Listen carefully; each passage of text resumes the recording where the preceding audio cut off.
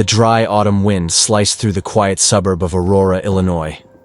It was the kind of afternoon that turned trees into skeletons and sidewalks into leaf-strewn mosaics. Parked in front of a modest single-story home, Edward Wallace sat in his sleek black SUV, drumming his fingers anxiously against the leather steering wheel. For a man known across Chicago's property world as Iron Ed, it was unusual to see hesitation in his eyes. He wasn't new to evictions. In fact, he'd overseen dozens over the years. Most were routine: paperwork, signatures, a locksmith, maybe a few harsh words if the tenant put up a fight. But today felt different. He didn't send his legal assistant. He didn't hire enforcement. He came himself. The woman, Grace Miller, hadn't paid rent in nearly 5 months. 3 formal notices had been ignored. He could have had her out weeks ago. But something made him wait. And now he was here, jacket buttoned, decision locked in. Or so he told himself. Ed exhaled deeply, stepped out of the SUV, and walked up the cracked concrete path. The lawn was overgrown. The porch light hung crooked. Still, there was something tender about the place. Like it was trying to be more than its condition allowed. He knocked hard. Silence. He raised his hand again. Then the door creaked open slowly. But it wasn't Grace. 2 small girls stood there instead. The older one might have been 6. The younger, maybe 4. They wore mismatched clothes. Clean, but clearly secondhand. They stood close, holding hands, eyes wide with caution and something else. Something deeper. Ed froze. He didn't like children. Not because he hated them, but because he didn't know how to be around them. His own childhood had been robbed by abandonment, death, and solitude. Children reminded him of that. Reminded him of what he never had. Just as he opened his mouth to speak, a voice called from deeper inside the house. "Chloe? Emma? Who's at the door?" A woman emerged from the dim hallway, wiping her hands on a faded kitchen towel. Her dark blonde hair was tied into a loose bun, and shadows clung under her eyes. She wore a simple dress and a tired expression, but there was dignity in her posture. When her gaze met Ed's, something shifted. She wasn't surprised. She was ready. "You're the landlord," she said. Not a question. An acceptance. Ed nodded once. "I figured you'd come eventually." She stepped aside without another word, gesturing silently for him to enter. Ed hesitated. He never entered tenants' homes. He wasn't there to talk, certainly not to drink tea. He came to deliver consequences. But something about the quiet strength in her voice and the steady, unblinking eyes of her daughters held him in place. He stepped inside. The interior was sparse, but cared for. The furniture was old but clean. A small table held 2 chipped bowls of soup and a plate of dry bread. The scent of herbal tea still lingered faintly in the air. "Sorry for the mess," Grace said calmly, though there was nothing messy about it. The girls hovered behind her, clinging gently to her skirt. Ed stood stiffly in the middle of the living room, unsure what to say, or even why he hadn't already spoken the words. "You have 1 week to leave." "I know why you're here," Grace continued, "and I won't pretend I can change your mind." Ed clenched his jaw. "I don't want pity," she added quickly, "and I won't beg." He studied her. This wasn't a woman trying to manipulate him. She wasn't crying. She wasn't even asking for mercy. She had already accepted defeat, and that somehow was harder to take. "I'm not refusing to pay," she said. I can't." He remained silent. His eyes drifted to the children, then to the small framed photograph on the mantel. A man with kind eyes held a little girl in his arms. Next to him, Grace smiled faintly, a smaller child on her lap. The frame was slightly worn around the edges, like it had been touched often. "My husband," Grace said quietly, noticing where he was looking. "He passed 2 years ago. Factory accident. Gas explosion." Ed's fingers flexed at his sides. He didn't respond. Didn't know how. I used to work full-time at a sewing shop, she added. But when Emma got sick, I had to quit. Now I do alterations from home. It's not much. She wasn't explaining herself. She wasn't fishing for sympathy. She was simply telling the truth. Ed looked back at the girls. They weren't crying, weren't even pleading. They just stood there, watching him with the kind of raw honesty only children possess. He looked away quickly. I came to serve notice, he finally said, voice low. Grace nodded once. Do what you have to do. He should have said the words right then, but they caught in his throat. Instead, he asked, Is there anyone helping you? No one left. Silence stretched. Grace moved to pour a cup of tea and set it on the table without asking if he wanted it. You can sit if you like. Ed didn't move.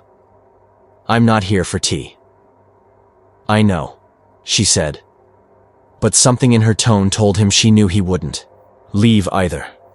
Edward didn't remember the last time he hesitated. His world was built on certainty, contracts, numbers, outcomes. But in that small room, with peeling wallpaper and the quiet breath of two little girls filling the air, everything inside him stalled. He sat down. Grace didn't smile or thank him. She just nodded slightly and sat across from him at the table. The girls climbed up onto the worn couch behind her, huddling together like a pair of kittens. They didn't speak. Neither did Ed. He wrapped his hands around the cup, letting the warmth bleed into his fingers. He didn't drink. I've never asked for help, Grace said quietly.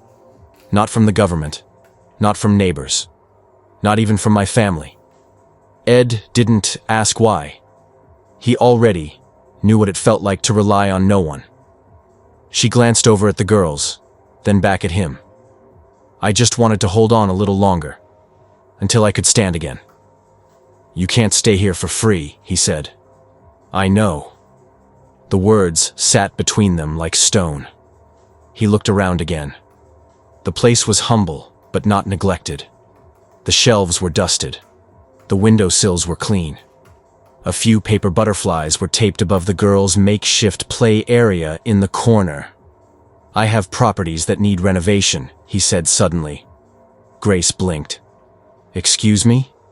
Old homes I'm trying to flip. They're sitting idle because I don't have the staff.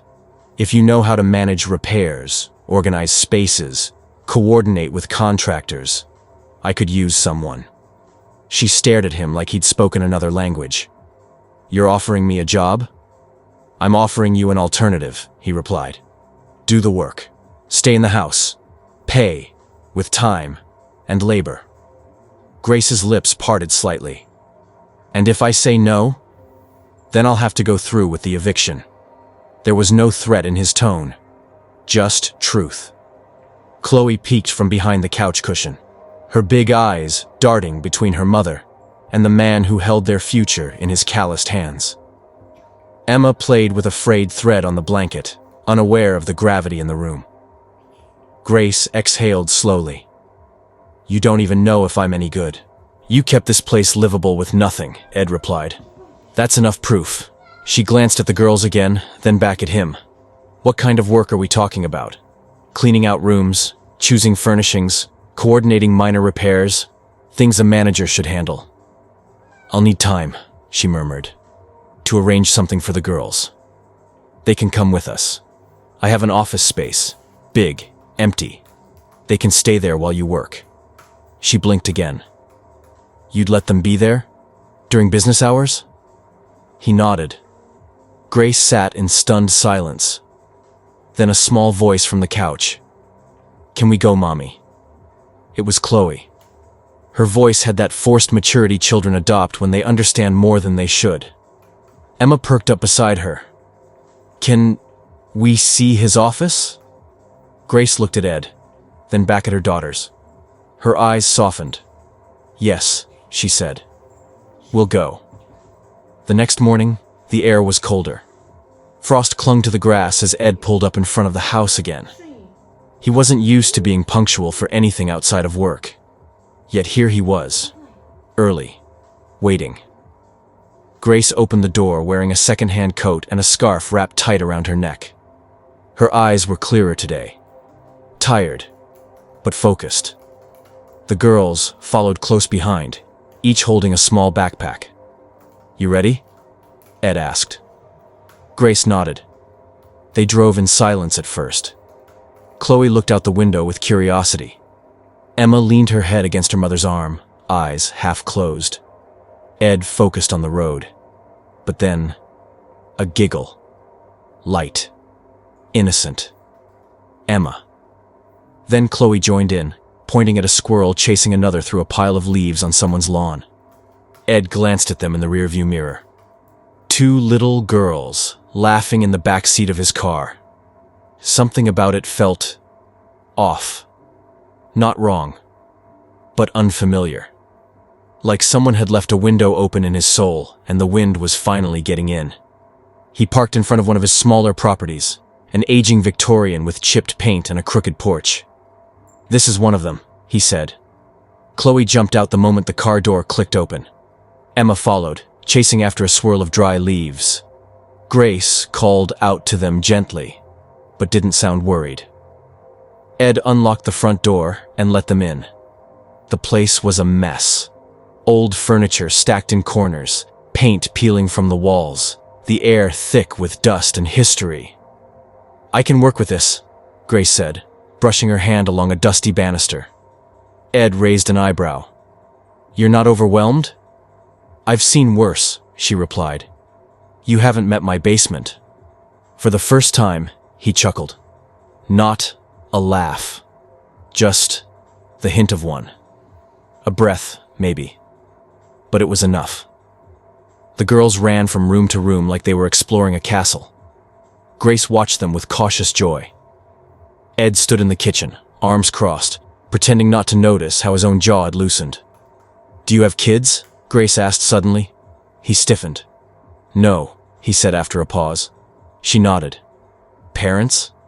He hesitated longer. Not anymore. He expected her to drop the subject. But she didn't. "My husband's name was Daniel," she said softly.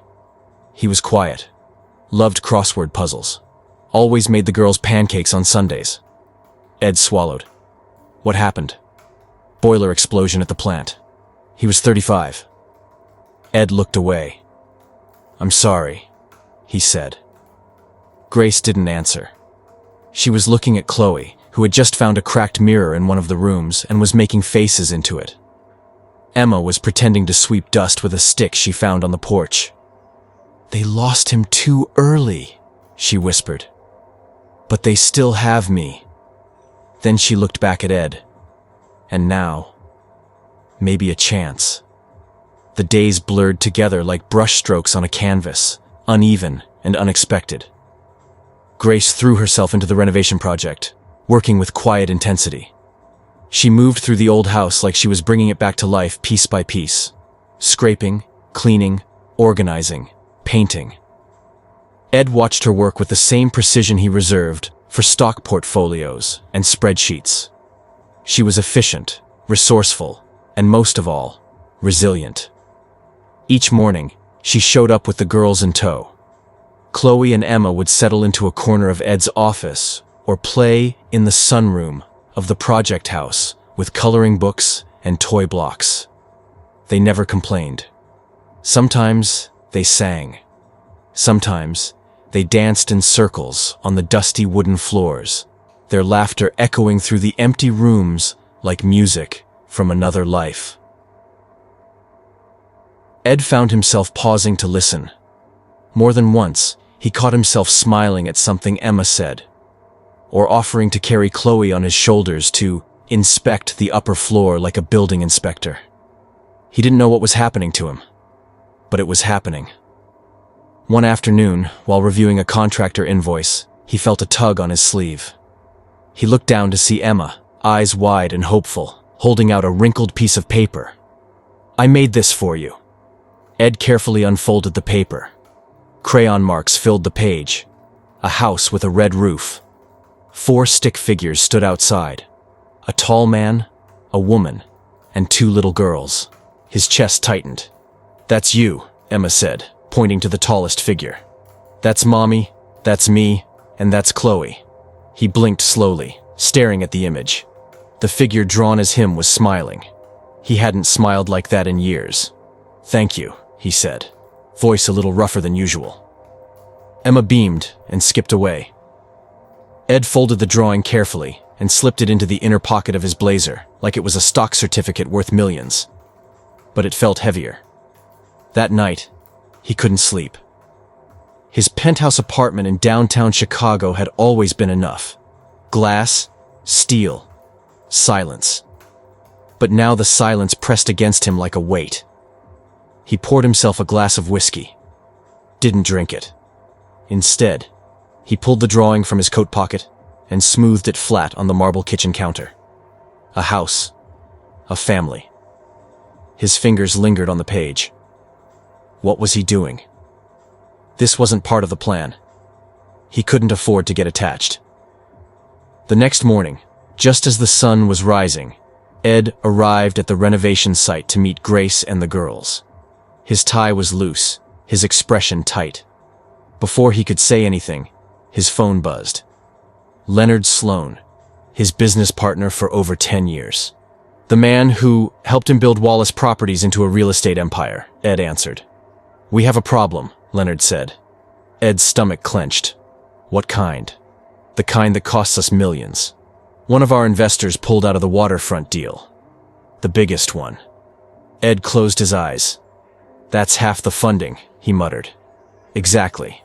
And if we don't act fast, cut losses, reduce overhead, sell underperforming properties, we're going to tank the whole quarter." Ed's fingers gripped the phone tighter. He already knew what Leonard was going to say next. "You need to offload that rehab house," Leonard continued. "The one in Aurora. It's not generating revenue. It's a liability now." Ed's mouth went dry. "That house has a tenant," he said. Leonard scoffed. "You mean the charity case?" "Ed, come on. You've always been smarter than this. Business is business. You know that better than anyone." Ed hung up without another word. His hands were shaking. He had to choose. That night, he drove without direction. Ended up back in Aurora, parked outside the small house he once came to evict. Through the window, he saw Chloe coloring on the floor. Emma danced nearby with a scarf tied like a superhero cape. Grace sat on the couch sewing something by lamplight. The light hit her hair just right, making her look both fragile and unbreakable. This wasn't a house. It was a life. And for the first time in his adult existence, Ed didn't know what to do. He could sell the house, make the smart move, save his company millions, or he could risk everything for something he didn't even fully understand. He didn't sleep that night either. And when the sun finally crept across his penthouse windows, he picked up his phone. "Leonard," he said. "Yeah? I'm not selling the house." Silence on the other end. "Are you out of your mind?" "Maybe." He ended the call and drove. When Grace opened the door that morning, her expression shifted from surprise to worry in a single breath. "Ed?" she asked. "What's going on?" He didn't answer. Just looked past her to see the girls sitting at the kitchen table, eating toast and jam. "Can we talk?" he asked. She stepped out onto the porch, folding her arms across her chest. "You look like you haven't slept." "I haven't." "What's wrong?" "I came here to tell you something important," he said. "And I don't know how." She waited, patient. He took a breath. "My company is in trouble. I was supposed to sell this place. Cut losses. Get rid of anything not making money." Her expression didn't change. "And?" I said no. Her eyes widened slightly. "I don't want to lose what's happening here," he admitted. "Not the project. Not the work. Not you. Not the girls." She stared at him. "You don't even know what this is," she whispered. "I know it's real." he said. Grace didn't respond. Not with words. But for a moment, she didn't seem afraid. Ed never thought silence could be so loud. After his confession on the porch, Grace said nothing. She didn't cry, didn't smile. She just looked at him with those steady, assessing eyes. Eyes that had seen hardship, but still held Grace. It was fitting, really. Her name wasn't just a name. "Thank you," she finally said. It was soft, barely audible, but it landed with the weight of a promise. He nodded once and turned to leave. If he stayed any longer, he'd say something reckless. As he reached his SUV, Chloe ran outside barefoot, a crumpled drawing in hand. "Wait!" He turned. "You forgot this," she said, holding up the paper. It was another drawing, this time of a big office building with a red sign that read, Wallace Co. In front of it stood the same 4 stick figures, Mommy, Chloe, Emma, and Ed. He crouched down to her level, took the drawing, and gave her a rare, real smile. "Thanks, Chloe." She grinned and darted back inside. The SUV door shut with a soft click, but in Ed's chest, everything roared. He drove aimlessly, passing gas stations, strip malls, and familiar highways. All his life, everything had been clean lines and polished deals. But this, whatever this was messy, chaotic, alive. He ended up back at the downtown office. Leonard was already waiting. "I was hoping you'd come to your senses," his partner said flatly. "The bank wants projections by Monday." "We'll give them projections," Ed said, loosening his tie. "Just not the ones they expect." Leonard stared at him. "You're really going to let emotions run your empire now?" "I'm not letting anything run it. I'm changing course." "You're risking everything over..." "What? Some woman and her kids?" Ed didn't answer. Leonard sighed in disgust. "Fine. But don't come crying to me when this all blows up in your face." He walked out, slamming the glass door behind him. Later that night, Ed returned to the Aurora house. This time, he brought something with him. A folder. Inside were documents with Grace's name on them. Ownership transfer papers. He'd bought out the mortgage and put the deed in her name. No more rent. No more fear. When she opened the door and saw him holding the folder, her brows furrowed. "What is this?" "A mistake," he said quietly. "Or maybe the best decision I've ever made." She stepped aside, and he walked in. "I built my life thinking control was everything," he began. "But I can't control how I feel when I'm here. With you. With them." He handed her the folder. "I want you to have this house. No strings. No rent. It's yours." Grace froze. "You're giving me the house?" she whispered. "I'm giving you peace," he said. "A place where Chloe and Emma can grow up without wondering if the floor will fall out from under them." Her hands trembled as she opened the folder and scanned the first page. This can't be real." "It is." Tears welled up in her eyes. She tried to speak, but the words tangled in her throat. Finally, she said, "I don't know how to thank you." "You already did." Suddenly, Chloe and Emma ran in from the hallway. "Mommy? What's wrong?" Grace dropped to her knees and pulled them into a hug. "Nothing, sweethearts," she whispered. "Everything's finally right." The girls looked confused, but when they saw Ed, they smiled and rushed to hug his legs. He froze. Then slowly, awkwardly, he bent down and wrapped his arms around them. And just like that, the fortress he'd built inside himself cracked. When he looked up, Grace was smiling through her tears. "Stay for dinner, she asked. He hesitated, then nodded. "I'd like that." They ate by candlelight. Not because it was romantic, but because the overhead bulb had burnt out that morning. Grace served pasta with sautéed vegetables, and the girls insisted on showing Ed their restaurant manners, complete with napkins on laps and polite thank yous. It was the best meal he'd had in years. After dinner, they sat on the porch. The stars were faint, but the night felt brighter than usual. "You've changed," Grace said quietly. "Feels like I'm finally becoming someone," he replied. She turned to him. "You're not alone anymore." He didn't speak. He didn't need to. The warmth from the house behind them spilled onto the porch. And for the first time in a long, long while, Ed felt home. Morning sunlight filtered through the kitchen windows, casting golden rectangles on the linoleum floor. The house smelled faintly of cinnamon and laundry detergent.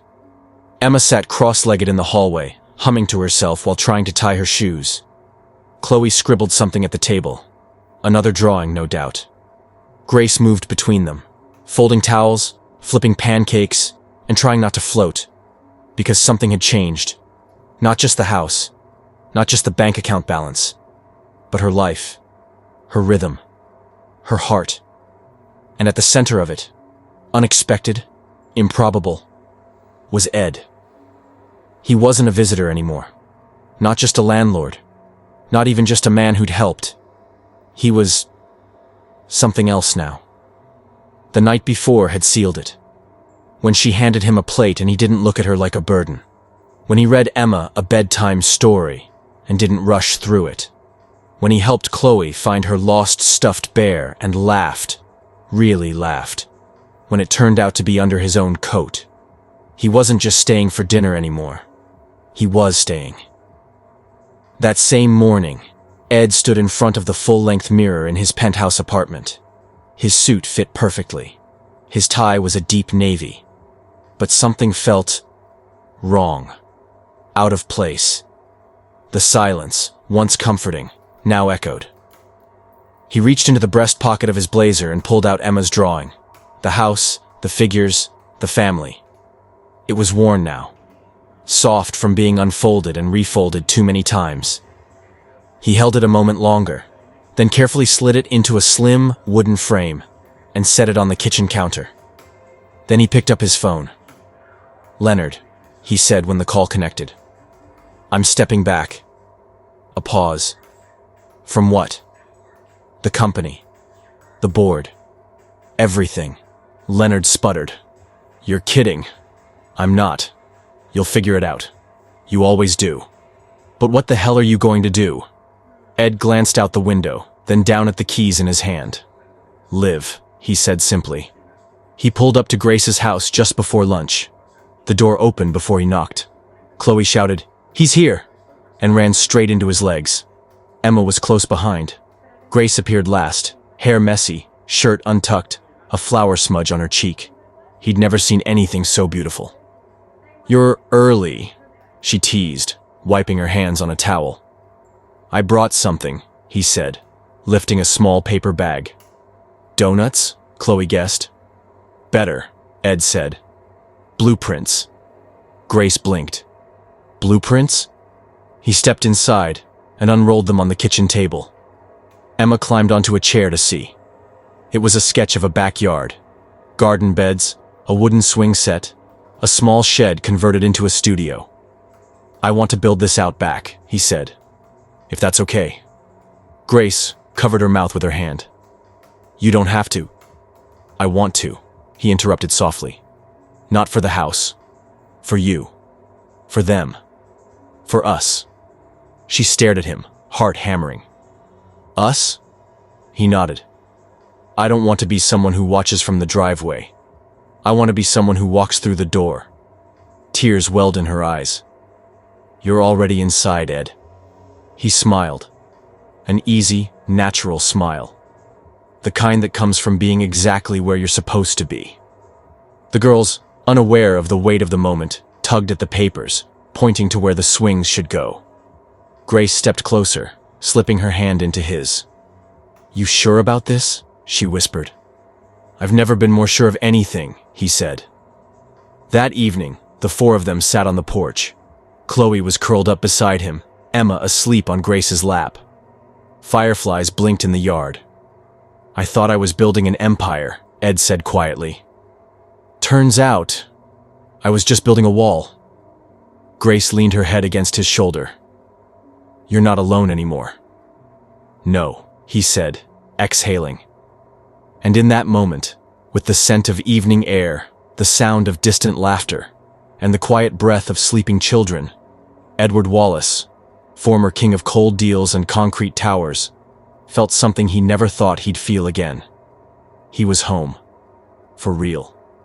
Forever. Did this story touch your heart? Leave a heart if it did. Don't forget to follow for more emotional, romantic, and unexpected stories that will keep you hooked till the very end. Sometimes, one kind decision is all it takes to change a life forever. See you in the next story.